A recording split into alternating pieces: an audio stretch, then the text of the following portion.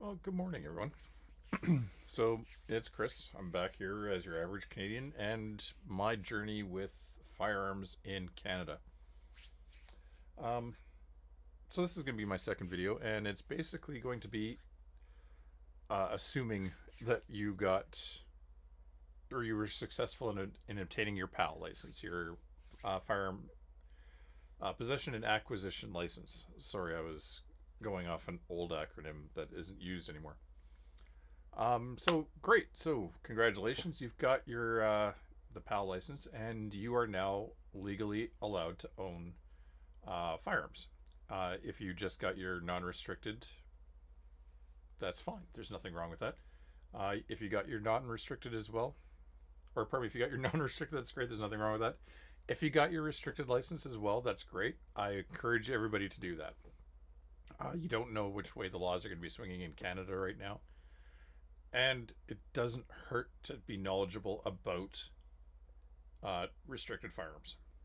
You know, the safe practices around them, safe storage, legal storage, and how to tell the difference. I'm not going to get into that right now. That's still something I'm learning, to be honest with you.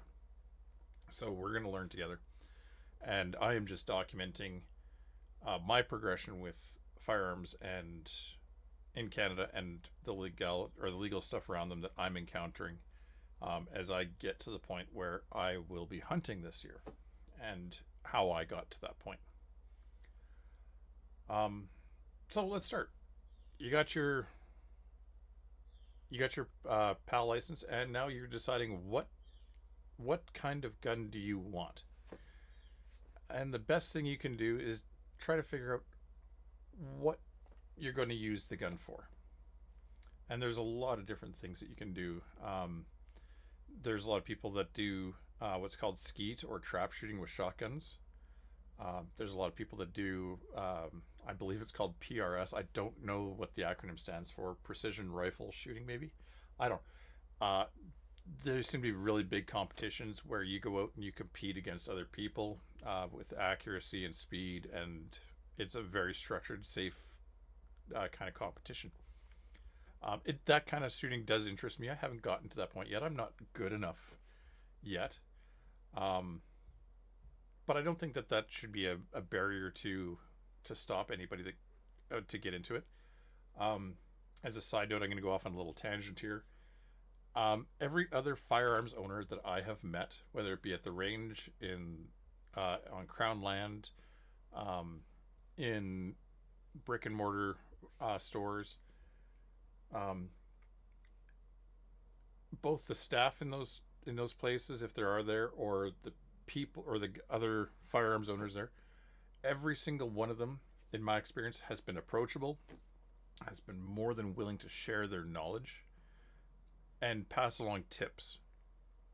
And I can't see going to a PRS style match or something else like that that it would be any different. Right?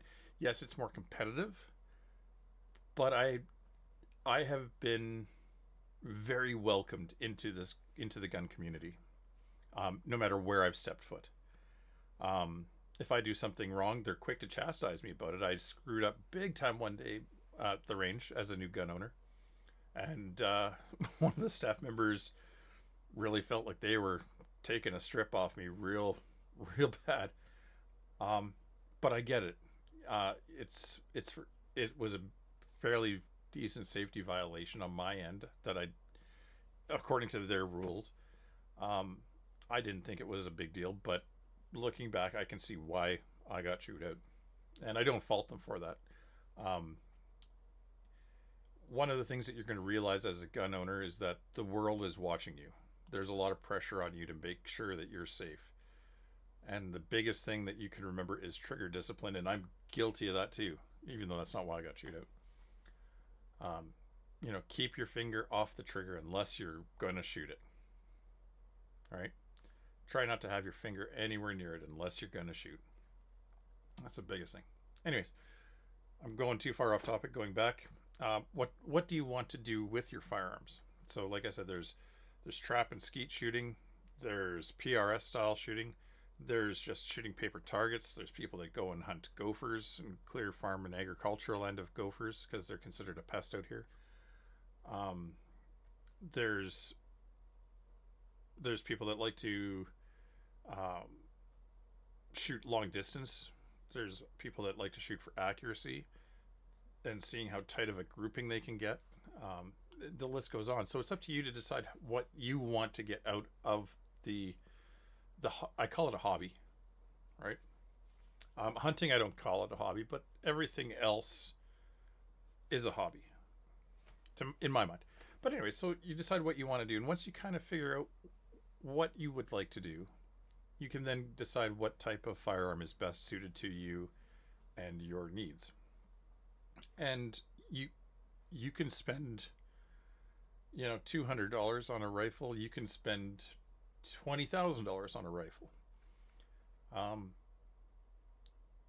in that regard, the biggest thing that I've been told over and over again is there's kind of like a diminishing returns the more you spend. Um, and I'll get into that a little bit later. So don't think you need to spend ridiculous amounts of money. You can spend a couple $100 and be set up and just fine. And in fact, that's the way I really recommend you start. So I'm going to show you a few things of how I did it, for how I bought my first firearm.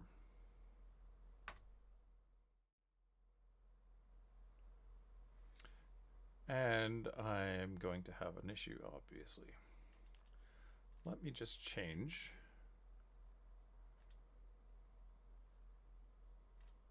There we go. Sorry about that. Here is the website I actually alluded to in the last video I put out, called Canadian Gun Nuts. And with Canadian Gun Nuts, they have a great forum, plus so many sponsors that you can purchase online from, or go into their brick and mortar stores and purchase your first firearm and talk to people about it. You will need to register with the forum to be able to see any of this stuff, but it's worthwhile doing. It actually just got revamped here in the past month, and I really like the revamp. It's pretty neat. Anyway, with this, one of the things you can do is you can go through and see the different types of rifles and how they're categorized, like black and green rifles, which is your hunting rifles, or your target rifles. It's your typical rifle. Anyway, and you can go through here. There's milsurp, there's air guns, there's black powder, which is like 50 caliber black powder.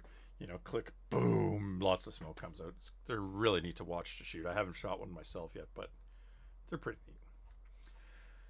And you can go through here and you can see what types of guns are out there, which ones you might think have features that you like.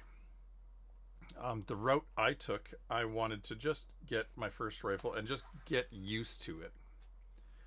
I wanted to get used to owning it. I wanted to get used to transporting it, to storing it, to making sure I have it locked up, to storing it legally, reloading, shooting, just getting used to everything altogether. It's like learning to drive. You get in the vehicle, you do a bunch of basic things first. How to accelerate, how to brake, how to steer, how to back up, how to parallel park. All those little things that most people take for granted, you're learning from scratch. And so I figured the best way for me to learn is just to get something fairly basic, something that's reliable, something that isn't going to break the bank either, because I'm not sure if I'm going to like it. And go from there. Another source that I used was actually Reddit. There's a subreddit in here called Canada Guns, and I logged in here. I looked at what people were shooting, what they were doing. Was there a style that I liked? Is there any particular is there anything that caught my eye? And so I spent a ton of time in here while I was waiting for my license to arrive. And between Reddit and the Canadian Gun Nuts forum, I learned a lot. And it got to the point where I was pretty sure that for my first rifle, I was either going to get a Ruger 1022, which is one of the most prolific 22 long rifles in North America. They are so prevalent, almost everybody has one. They are super reliable. Parts are everywhere for them. If you want to upgrade them, they're you can buy parts for it anywhere, and they got so much aftermarket support that it's if you go nuts with it, there's no two guns that'll ever be built the same, just because there's so many options. Do you know what I mean? And they're really pretty good. Ruger has a good warranty on them, so and I mean, as you can see on the website here, um, 75 years in business for the for the 1022 rifle, which is again a 22 caliber long rifle. It has they're cartridge fed usually. There are a few that are bolt action, but I wasn't looking at one of those. I was looking for one that was semi-auto. So they have little cartridges that you can load 10 rounds in, and you can shoot, or what they call plink. When you're shooting with a small caliber, especially a rimfire cartridge like a 22 caliber, they call it plinking. I don't know where it comes from. Maybe it's just the sound that it makes when hitting a steel target. It goes plink. I don't know, but they call it plinking. Um, I was really leaning towards that, but my daughter and I, when we wanted our first gun, we wanted something that also looked kind of neat. Um, and that's when I found the Durya 1020 or TM22 semi-automatic 22 caliber rifle. It's non-restricted, but it had the look we were looking for. It has like a bit of that, what do they call it, tactical, I think it is. And it's modular. It was, everything about that front fore end on the barrel here. These are all places that you can add accessories onto, like flashlights and bipods and all that kind of stuff. It had a Picatinny rail on top so that you could attach a scope or red dot sight or whatever you wanted to the top. Quick to change 10 round magazines, or you could get a 25 round magazine for them. And the buffer tube is all integrated, and it's got the stock is fully adjustable for whoever's shooting. If you need to raise the cheek weld or lower it, or you can pull the stock back and forth to make sure that it fits you comfortably. If you notice, most of the Ruger 1022 options don't do that. This competition one here does. It's got a cheek weld that goes up and down. But if you want to change where you're holding the rifle in relation to your body, you have to install butt pads on the back of the stock to either push it away from your shoulder or take some out to bring it back. And because there's going to be more than one person shooting this rifle, and we are very vastly different in size, me being 6'3", my daughter being I believe she's 5'3", the Durya made more sense. And so that was my plan. This is the Durya website. The problem with going to the manufacturer's website is they don't generally sell straight to the public or direct to the public. It's great to go and get information and whatnot, but you will very rarely buy direct from the manufacturer. So you're going to have to find a place that sells them. I made up my mind that when I got my license, I was going to buy the Durya TM22. So I had to find a place that sold it, or that sells these rifles.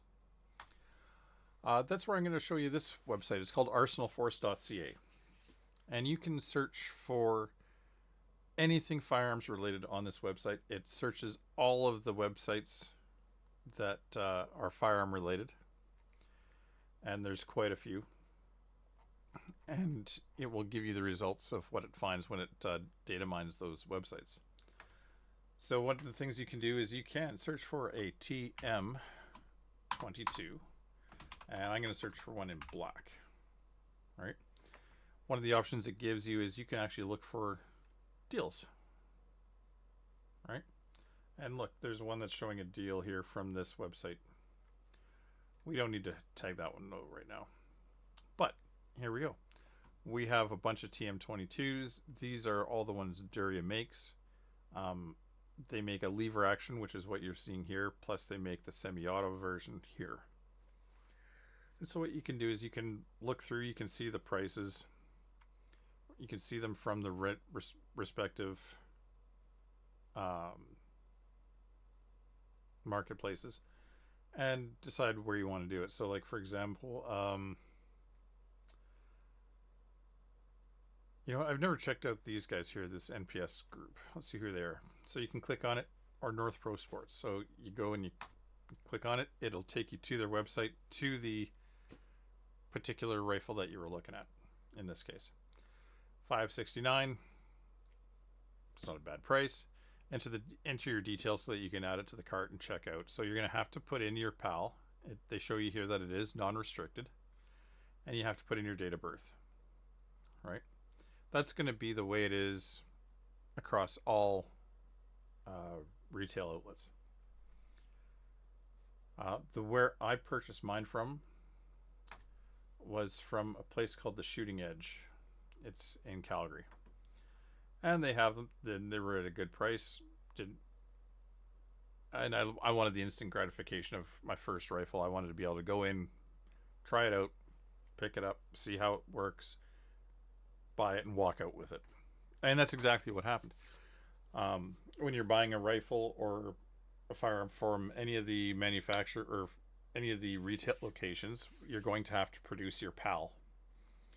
They will verify that your PAL is active and in good standing every single time. Don't think that they won't. Once they've verified that it's in good standing, they are then allowed to sell you the rifle, and you're allowed to take it home with you. And it's a very quick and easy process. Like, for the times that I have purchased rifles now, every time it's taken, I've stood at the till for less than, I'm going to say less than 5 minutes. It's been much quicker than that, I'm sure. But every time I've purchased one, it's been less than 5 minutes. So don't think that there's this long, lengthy process. I will give the current regime credit for how they've done the actual buying and selling of handguns. It is a very efficient and quick process. Credit where credit's due. So then once you've decided on which one you want, there's different variations of it. Here's one in black. All right. Here's one in what's called Desert Tan. All right. It's the exact same rifle, just it's got a different coating on it to change the color. And for those that really want to stand out, there's this one in what's called Urban Camo, which is like it's been graffitied all over. So the question is, which one did I get? Well, you know what? I can show you. I actually brought it out.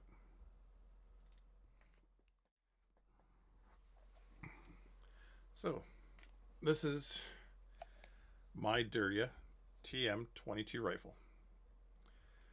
The way that this one is when a trigger lock doesn't fit on it. So you have to put a lock through the charging or the action through the receiver and where you would install your magazine. This is just a regular cable lock. I actually got it with a different gun, and I use it on this one. It is safe. I've cleared it already. We're good to go.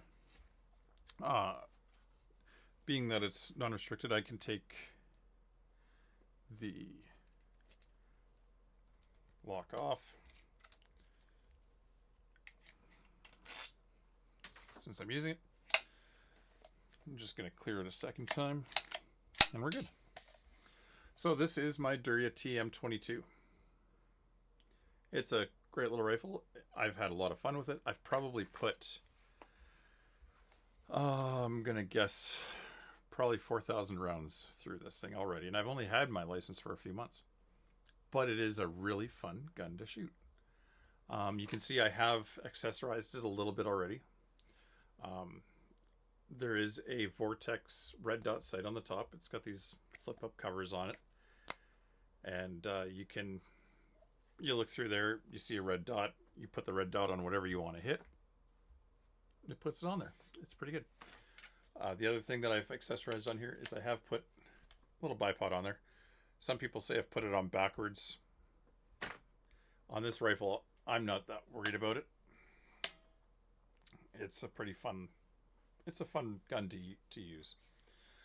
Going back to the accessorizing or the customizing for each potential shooter. This is the buttstock, and see how you can shorten the buttstock for somebody that's shorter. You can lengthen it for someone taller, and I think there's 4 spots in between that it'll lock to. You can also change the eye relief, whether you mount a scope to it or a red dot. You can move it forward and back on the receiver depending on who's shooting. I found that this distance actually here, it's not too uncomfortable for me or my daughter. So that's what we're using. One of the other things to note with this rifle is that it is actually pretty easy to clean. It disassembles fairly easily. And when you buy it brand new, they actually give you a set of tools. All right. This is a locking nut wrench. This one in particular grabs the buffer tube bolt, and you can put it on there and crank it off. And that way you can clean the gun and set everything up the way you want it. It's actually a pretty good little gun, I gotta say. In my experience so far, I like it a lot. One of the other things that's invaluable to buy with the gun, besides a proper lock, this isn't my proper lock, by the way. I think I lost mine at the range. I put a different lock on it when I came home, and I haven't found it. But one of the things that you can get are barrel flags. I really recommend getting longer, the shaft here, longer ones. They stay in the gun easier. Some firing ranges require them when you're not shooting that rifle. Others don't. Right. For example, my friend takes me out to one out in the mountains. When a ceasefire is called for people to go and change targets, or whatever the reason be, an animal on the range, because it is in the mountains, so you do get wildlife out there. Or whatever the reason, if they call a ceasefire, one of the things that they require you to do is prove that it's safe by putting the chamber flag, there we go, into the rifle like so. And it won't hurt anything. It sticks right up into the barrel to prove that there isn't a round of ammunition in the barrel. And you have a large flag sticking out the side to indicate that it's safe. All right. And then they tell you to rack it up. So there's a wooden stand. You put all your rifles in there, and then they will open up the range for people to go and walk on it, to go and change paper targets or what have you. So that's a good thing to have. But yeah, so that was my journey and how I got to my first rifle. I hope that I was able to give you guys some information about how I arrived there and what I'm doing. Both myself and my daughter love shooting that gun. We've had a lot of fun with it. And it's one that I believe is going to stay in our rotation for a very long time. I don't ever see myself getting rid of it unless something bad happens to it. And even then, I'll probably try to fix it. That's part of the fun, is learning how to take apart your rifle, put it back together, fix issues. That's your basic form of gunsmithing. And it's something that I think everybody needs to learn, because you need to learn how to clean your rifles as well. Anyways, I hope you all had fun with this. Take from it what you will. If you have any questions, let me know. I will try to be as engaging as I can. Anyways, be safe. bring somebody else into the hobby. It is a fun time. All right. We'll talk to you next time.